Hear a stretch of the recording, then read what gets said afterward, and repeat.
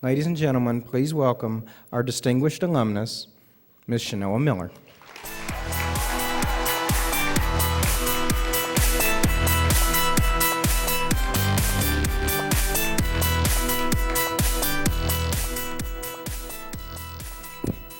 Aloha, everyone. How's everyone doing? Good. Thank you very much for that introduction, Matt. As you said, I'm from Maui, Hawaii, and I was in the East program at Kinkeakolike High School for 3 years, and I've actually been involved with the East program for going on 10 years now. And in my, in my third year in East, I made the long journey to Arkansas to come to East Conference. And just to get a perspective of how far away Maui is, it's about 4,000 miles from Arkansas, and it's a little tiny island in the middle of the Pacific, and of course, it's not just beaches. So, excuse me. Okay. So when I was in the 9th grade, my friend told me about this class named East. And I was like, well, why should I join it? And she goes, it's a technology class, and you'll just play games on Yahoo all day. And I was like, wow. Easy A. Okay, sounds good. And so I learned it was much more than that. The first year I learned different technologies, and I was really interested at Final Cut Pro at that time, but I was never really a techie person, so it was really hard for me to relate at first. And that year, I had to do a science fair project. And my biology teacher suggested that I do a study on an invasive species of ants that threatened Hawaii's ecosystem. And I agreed, which is ironic because I absolutely hate ants. Like, they just creep me out. And so I needed an East project that year as well. And so my facilitator suggested I use GIS. And I used GIS to survey the areas that I used with science fair. And so I thought, I can use the same project in 2 classes. Easy A. Not at all. So during my senior year, I used GIS to predict the movement of the banana bunchy top virus, which threatens Hawaii's crop, and used biotechnology techniques because I was really interested in biotech. I love CSI and NCIS, and I wanted to get into a lab, and tested if these plants had the virus genetically at the University of Hawaii. And in the end, my project failed. The tests were inconclusive, and so we had another organization finish the testing, but I learned so much to using GIS and spatial analysis to predict everything that was going on with the banana bunchy top virus. And sometimes in life, you will fail, and I failed.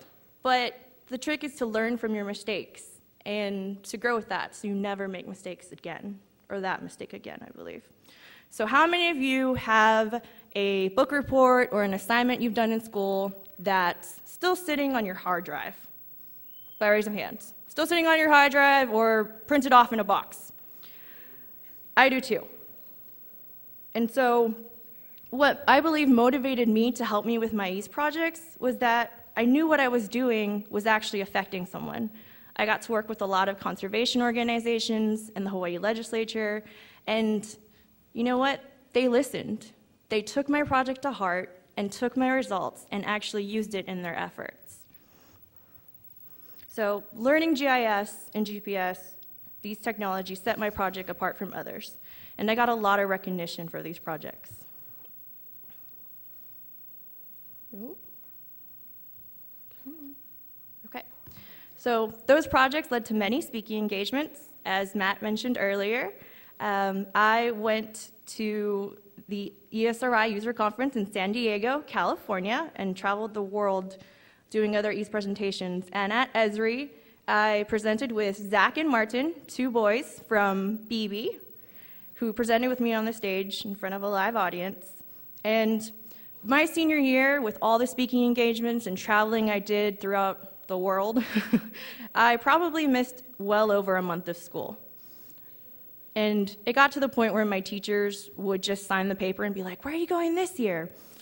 Or this time? I was like, DC, somewhere else. But all of these PR work and all the skills that I got presenting and networking was to advocate East and to share my story. And that is just something that was truly an experience.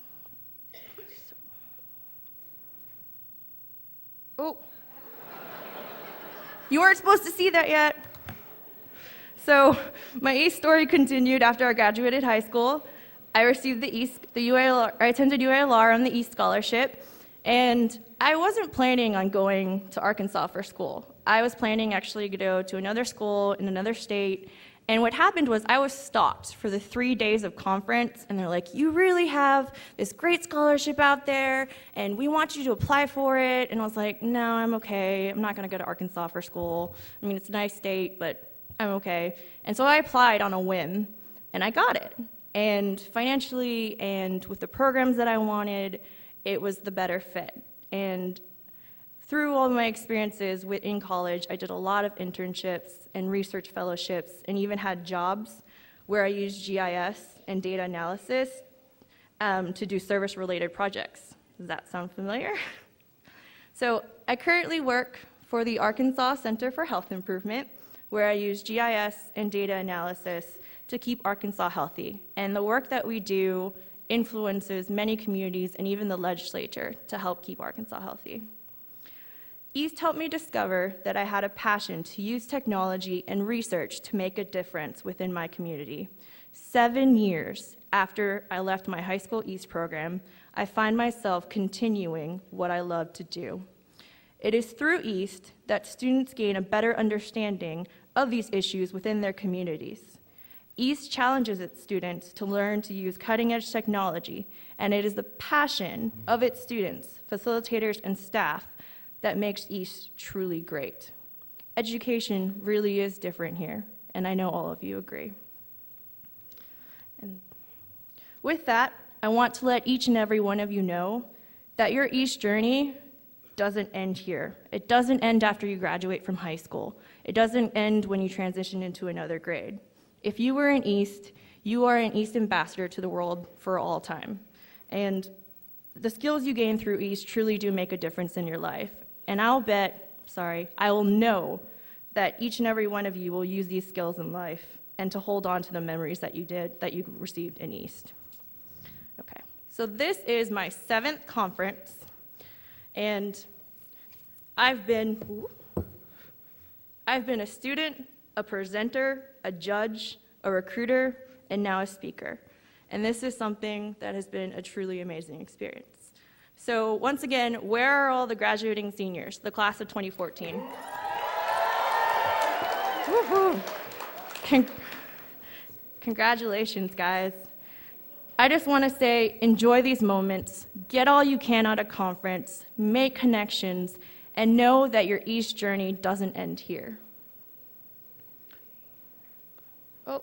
So join East Alumni today. We're revamping and moving to do great things, and I want to see each and every one of you who raised your hand at the East Alumni booth at some point during conference.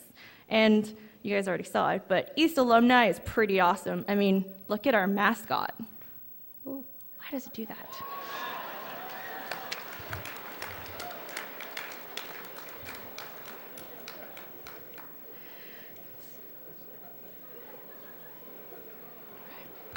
So this year, I had the honor to help judge the East Alumni student video competition, and I only have one vote, so I can't really give anything away, but the theme of the video was, "Where's East taking you?"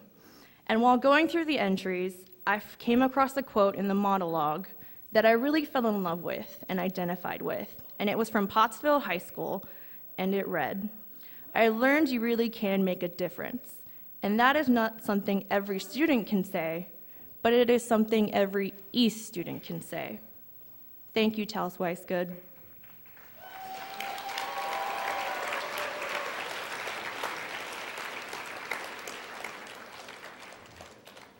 Come on. Okay. So, at the 2007 East Conference, I was asked to represent my state of Hawaii as a student speaker at the plenary and banquet. At the plenary, I shared my culture with all of you and performed a traditional Hawaiian welcome chant. And I was asked and would like to share with all of you once again this chant to kick off East Conference 2014. E kanake komaloko, e yana ikawaha, e no kula o kaleo. Inu, Heleo Valenoe, Komumaye, yay, yay. Mahalo, everyone. Have a great conference.